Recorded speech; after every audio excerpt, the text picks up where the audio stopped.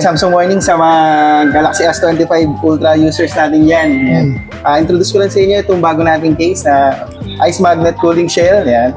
Ito sa itsura pala, makikita nyo na, sobrang ganda. Tapos meron na rin siyang mga breathable holes, kaya pag ginagamit natin yung phone natin, hindi basta-basta mag-iinit. Yan. Testing natin. Yan. Yan, ganyan siya ganda pag nakalagay. Yan. Makita nyo, sobrang classy. Kitang-kita pa rin, ganda ng kulay. At the same time, hard shell na rin siya, kaya kahit mabagsak, sobrang tibay na rin. May stand pa yata siya. Perfect. Ito naman. Ayan.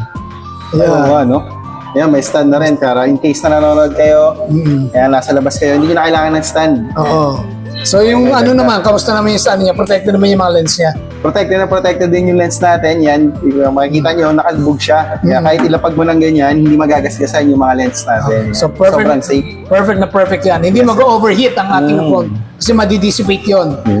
Okay, so would you recommend this for Samsung S25? Oo naman, sobra sir. Yan. Okay. Lalo sa mga S25 users natin yan na gusto magaganda yung case nila, maganda yung case nila at protected pa yung phone nila. Yan. Okay, yeah. Click na po sa yellow basket.